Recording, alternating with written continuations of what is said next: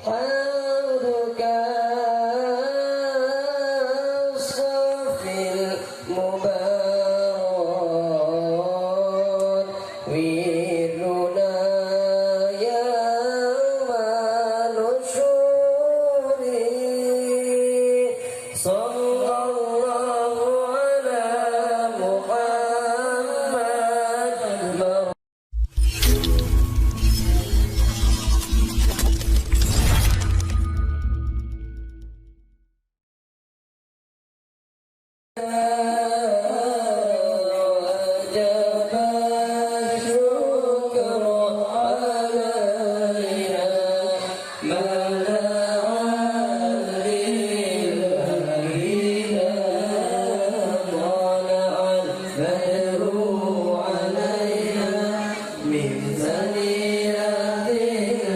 Di bawah Yayasan Asa Al-Mustaqim ini akan dibangun nanti bukan hanya pesantren, tapi berbagai fasilitas pendidikan, bahkan segala hal yang berkaitan dengan keagamaan, sosial, dan juga kemanusiaan akan bisa dibangun oleh Yayasan Asa Al-Mustaqim, tentu untuk umat, untuk kita semua, dan mudah-mudahan untuk anak cucu kita.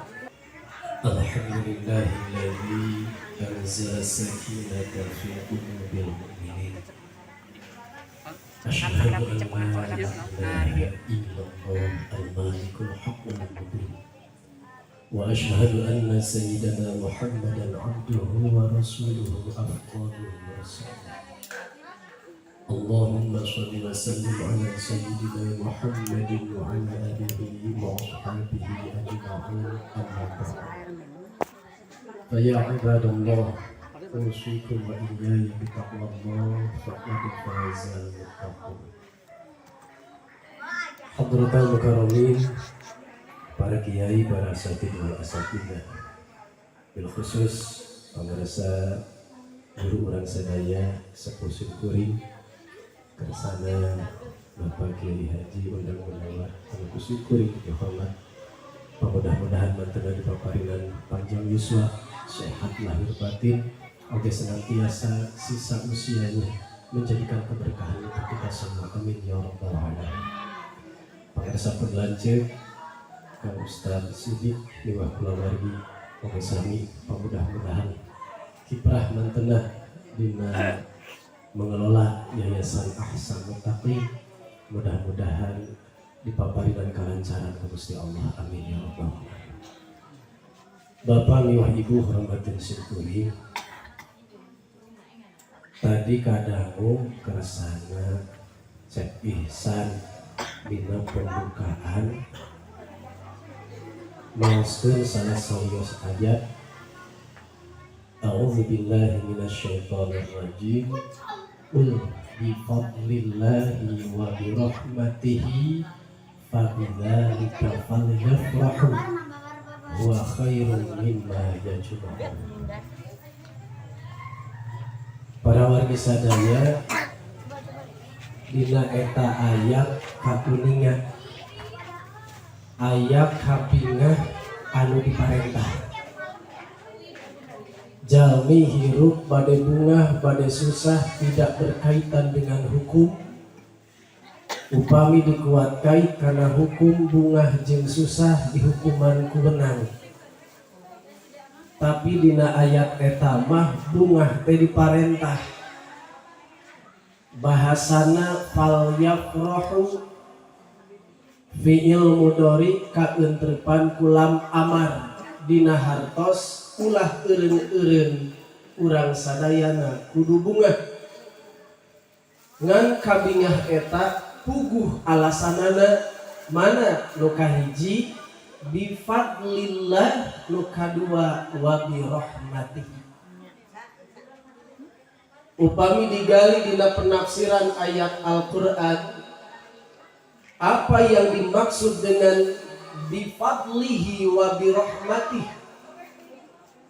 Ketika para sahabat bertanya kepada baginda Rasulullah SAW, ya Rasulullah, ada sebuah kebahagiaan yang mesti dirasakan oleh umat Islam. dengan dua alasan. Yang pertama bifadlillah, yang kedua birahmatihi. Apa sebenarnya makna bifadlillah dan rahmat itu? Baginda Rasulullah SAW mengarahkan para sahabat untuk bertanya kepada Sayyidina Abbas radhiyallahu anhu. Ibnu Abbas Bapak Ibu sadayana seorang sahabat yang mendapatkan gelar turjumanul Quran. Jadi saumpamina umat Islam poekeun karena makna yang tersurat ataupun makna yang tersirat daripada Al-Quran, maka direkomendasikan oleh baginda Rasul untuk bertanya kepada Ibnu Abbas radhiyallahu anhu. Kumaha waladan Ibnu Abbas? Bifadlihi ay bi'ilmillah wa bifadlihi wa birahmatihi ay bi Muhammadin sallallahu alaihi wasallam. Jadi para wargi sadayana, umat Islam diparentah kudu bunga nalika umat Islam dikersakeun ku Allah bertemu dengan momentum-momentum, peristiwa-peristiwa ataupun kejadian-kejadian yang berhubungan dengan keilmuan dan yang berhubungan dengan baginda Rasulullah sallallahu alaihi wasallam. Urang Cidolog wajib bunga nalika aya buludan Rajaban, mingguan jeung bulanan, bahkan setiap kajian-kajian Islami tabligh akbar urang Cidolog kudu bunga. Tapi kadang-kadang Bapak Ibu sadayana di hiji tempat nu bunga aya nu susah aya.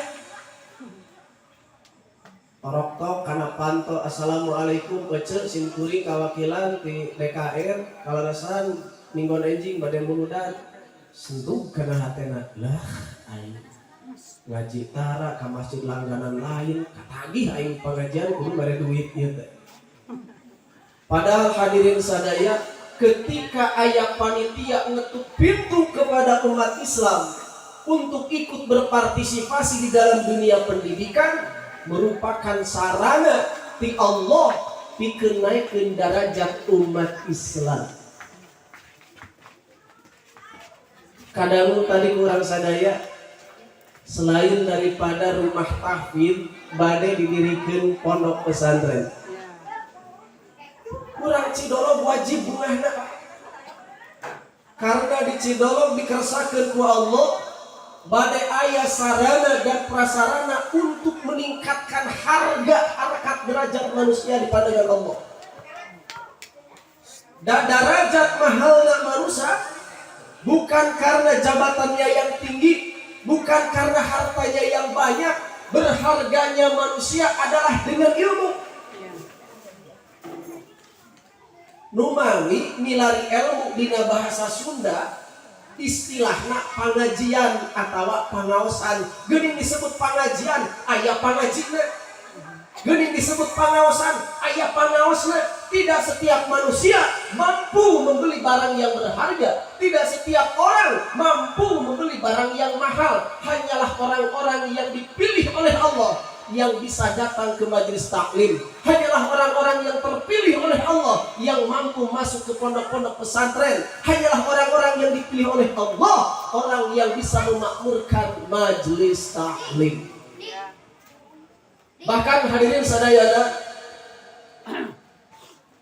rumah tahfidz, madrasah-madrasah, pondok-pondok pesantren, majelis-majelis taklim, tiada lain tiada bukan, ini adalah amanah dari para pendiri bangsa. Di negara urang aya disebut undang-undang dasar yang mengatur tentang sistem pendidikan nasional. Undang-undang pendidikan selalu berdasarkan dengan Undang-Undang Dasar 1945, berdasarkan pembukaan mencerdaskan kehidupan bangsa, diatur dalam Undang-Undang Pasal 31. Baca ku Bapak jeung Ibu di ayat katiluna kumaha? Punten simkuring da jurusan hukum sareng kesana Kang Aris di dia. Undang-Undang Dasar 1945 pasal 31 ayat 3. Pemerintah harus mengusahakan dan menyelenggarakan sistem pendidikan nasional untuk meningkatkan keimanan dan ketakwaan agar tercipta akhlak yang baik. Coba Bapak Ibu sadayana, emutan sadayana. Lembaga pendidikan yang bisa menciptakan, meningkatkan keimanan dan ketakwaan serta akhlakul karimah itu sudah jelas bukanlah sekolah-sekolah biasa, Pak. Bukan sekolah menengah pertama SMP, bukan SMA, bukan SD, tetapi madrasah-madrasah, pondok pesantren, rumah tahfidz itu justru harus diutamakan karena tertera di dalam Undang-Undang Dasar.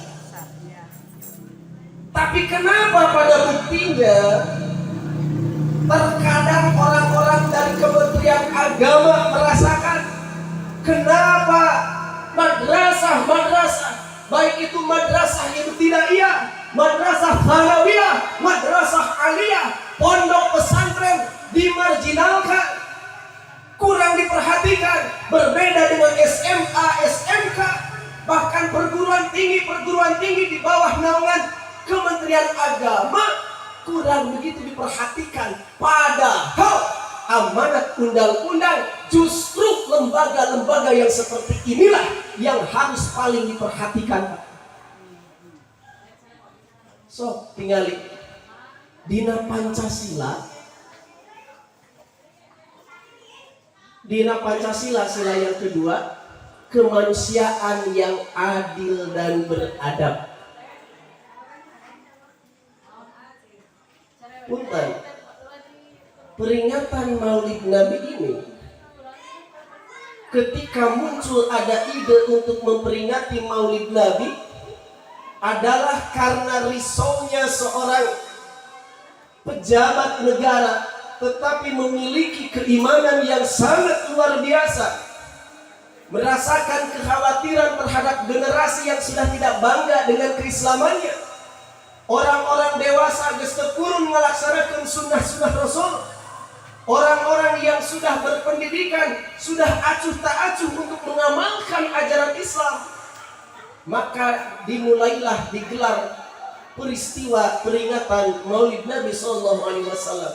Tujuanana keur ngagungkeun Nabi, tujuanana supaya umat Islam bangga dan mau dan semangat mengajarkan sunnah Rasulullah sallallahu alaihi wasallam. Dan apa yang disampaikan oleh para mubalik, para kiai, para dai dalam kegiatan Maulid Nabi, dikenalkanlah akhlak baginda Rasul, yang mana akhlak baginda Rasul dikatakan kana khuluqul Quran. Akhlak baginda Rasul adalah Al-Quran yang berjalan. Sakupamina pada ngaremut kalawargi sadaya, negara Indonesia yang berdasarkan Pancasila sila yang kedua, kemanusiaan yang adil dan beradab, sementara kegiatan Maulid Nabi adalah sarana untuk menciptakan generasi yang berakhlak. Mungkin muncul pertanyaan, aya bedana teu ari adab sareng akhlak? Apakah cukup bangsa mengandalkan peradaban, ataukah harus ditingkatkan menjadi akhlak, atau justru adab dengan akhlak itu sama?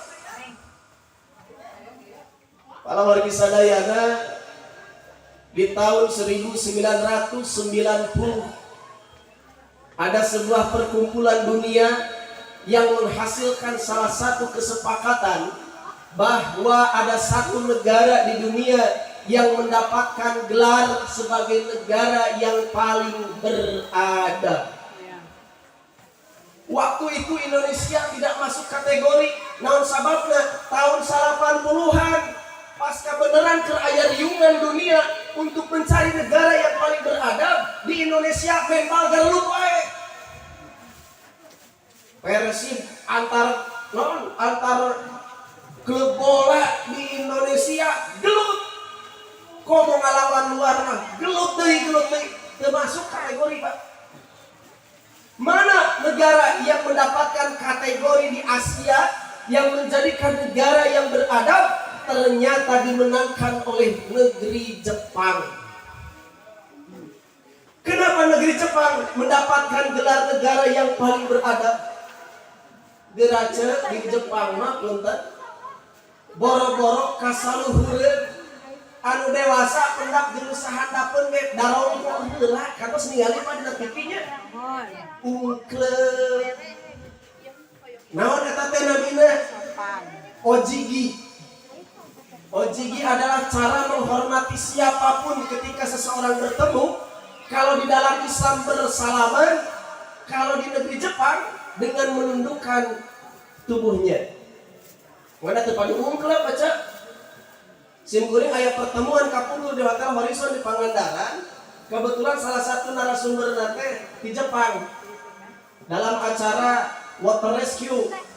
Ya, bagaimana tata cara berenang di pantai. Simkuring teh nurutan dina TV dalam panggil jeung urang Jepang kudu pakungkul. Simkuring teh kitu set da kalah digebuk. Aisyah aya ilmuna cek. Sing goreng cenah ari pameg di pamatahan langsung. Upami bade ngalaksanakeun ojigi, mun pameget pananganna di dieu ancek. Yeuna kieu tah kitu. Pameget eta. Mun istri pananganna dina pingping. Tah kitu. Ternyata eta aturan. Katingali ku urang rengkuhna urang Jepang itu dikatakan sebagai peradaban dunia. Adab. Di Korea naon ari ngaran adab dina kamus.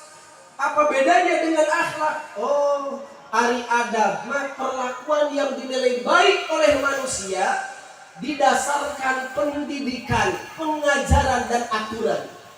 Sedangkan akhlak perbuatan baik manusia yang muncul dari ketaatannya kepada Allah Subhanahu wa taala.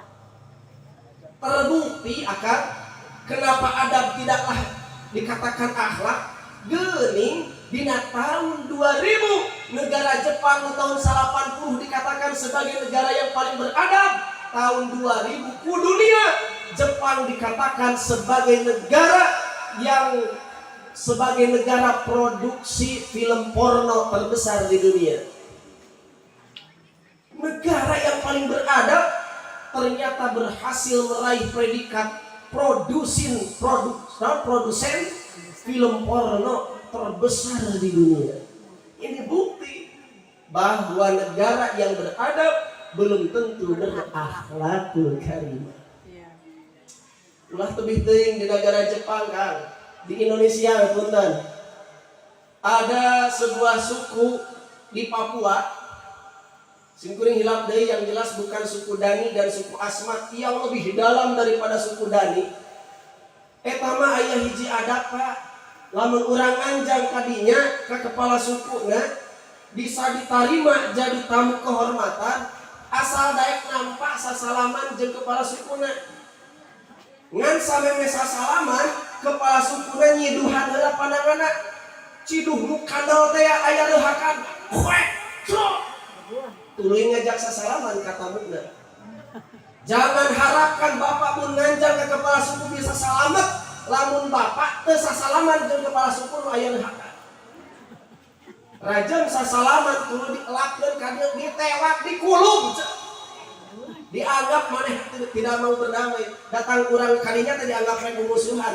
Jadi kudu sarwana, sorot urang teh nurutan nyeduhan sasalaman, ulah dielakkeun. Itu adab Pak. Karena aturan cek maranehanna halus. Tapi menurut akhlak tidak. Jadi tidak setiap peradaban mengandung akhlakul karimah. Nah, hadirin sadaya, Kanjeng Nabi mah diutus ku Gusti Allah bukan untuk merubah peradaban, bukan membuat peradaban yang baru. Sudah jelas wa ma bu'ithu li utammima makarimal akhlak. Aku tidak diutus ke dunia ini melainkan untuk sebagai penyempurna akhlakul karimah.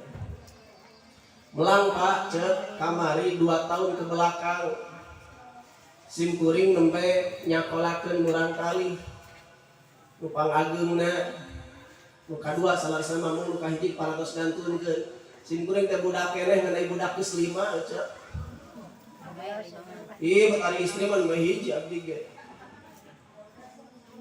begitu ku simkuring didaftarkeun ka sakola celeger teh aya corona atuh budak abdi teh tara sakola apal-apal ayeuna geus kelas 2 diajar nata yang ge naon yang ge HP simkuring serba bingung Kang Sidik budak santri aturan dina tata tertib teh teu meunang mawa HP sedangkan 90% barudak di pesantren barudak OSIS kapaksa diantep lah mawa HP teh nama ditinggali ari di pondok Pak kusimkuring di pasian jadwal pokoknya silahkan HP bisa digunakan jam 7 sampai jam 5 sore bunyi dilarang HP-na ditarik deh kusimkuring tetapi nu teu masantren Pak nu teu masantren mah mun urang kapungkur diasuh ku indung dibawa ku nu jadi bapak ka mana-mana babarengan sareng sepuh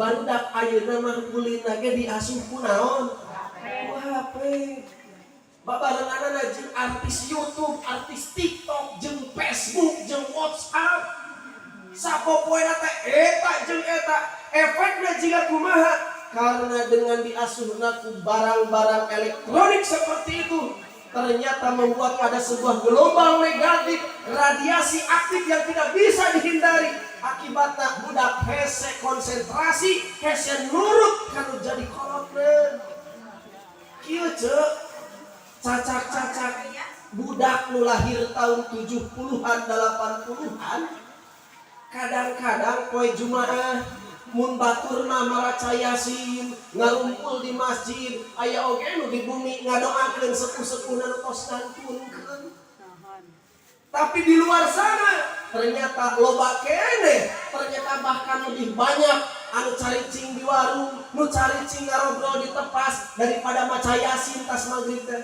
laras kitu laras seueur keneh nu maos Yasin seueur keneh nu amung kira-kira ieu teh jalmi lahiran 70 80 nu haladin di dieu nu diasuh ku indung bapana rek jiga kumaha generasi urang sadaya anu sapopoena diasuh ku HP diasuh ku medsos tara deket jeung jadi kolotna bisa jadi boro-boro bisa ngadoakeun mun urang geus ngantunkeun di hari kematian bisa jadi budak kalah main game.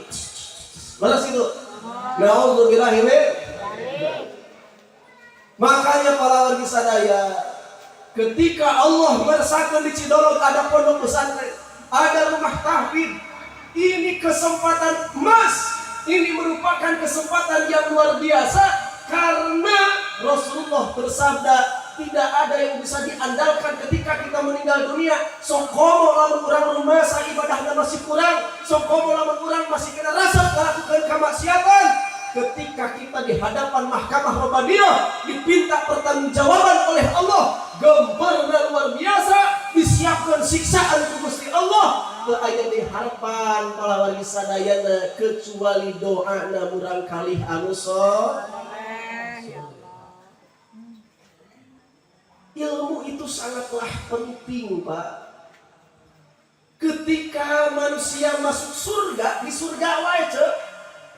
Dina hadis riwayat Imam Abu Daud diuningakeun ketika ahli surga saminggu sakali dilolok ku Gusti Allah, ditemui oleh Allah, cek Allah teh, wahai ahli surga, salira hayang naon? Ahli surga teh hoyong naon atuh Gusti teh sagala diaraya ieu teh. Ditaros kalau sok ngobrol hayang naon.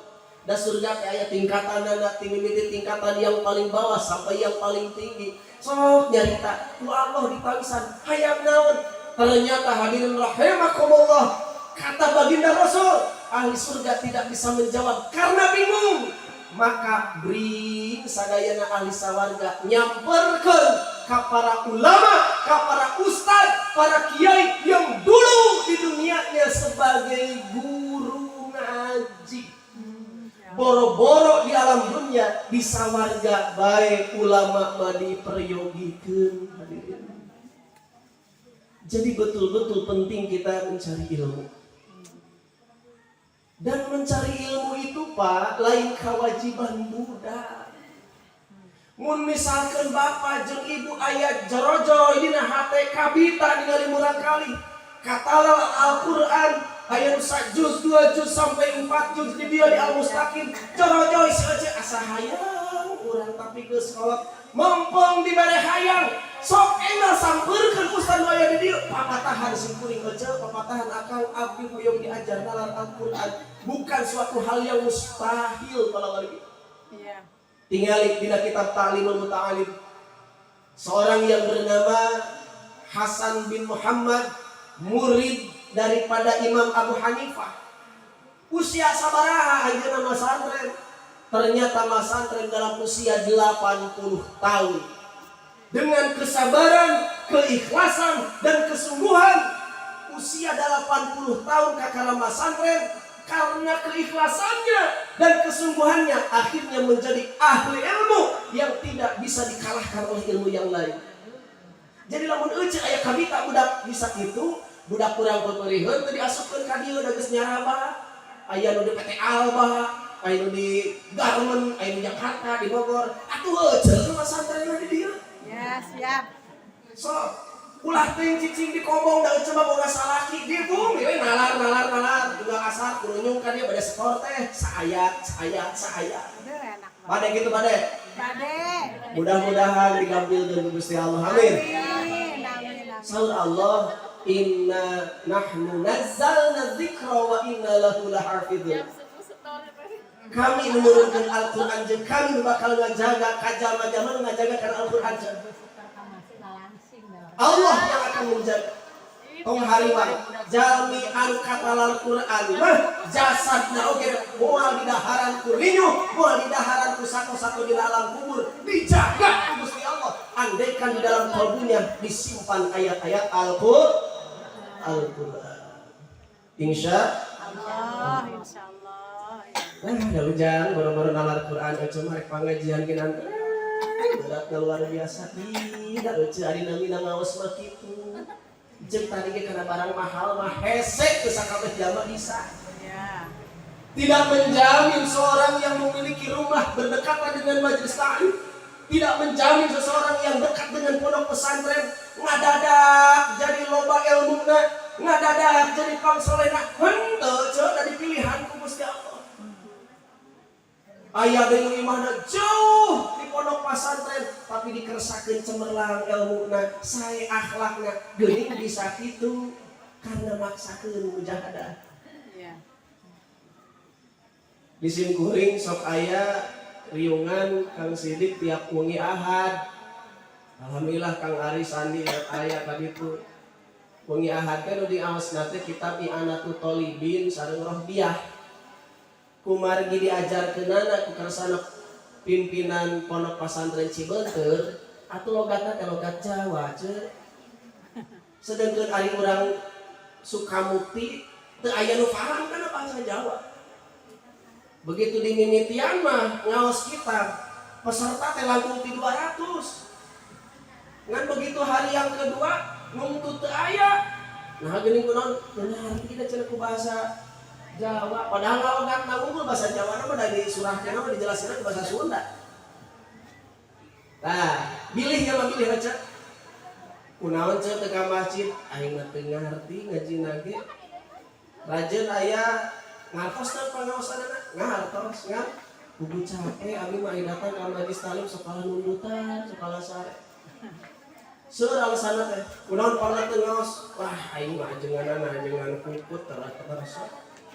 Biasa saya tadi orang apa bergerimna cara gitu ya. Berbagai macam alasan diharewaskeun ku setan supaya manusia tidak naik derajat di sisi Allah. Da sumpingna ilmu teh kudu naikeun derajat teh. Iya. Kusim kuring diwartosan.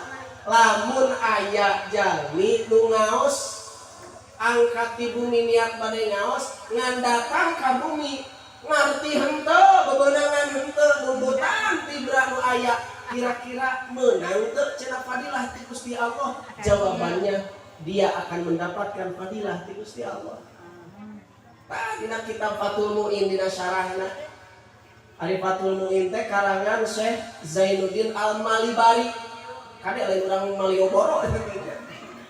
Komo urang Malebero mah cenah. Sanes Malibari itu adalah daerah di India. Ulama India.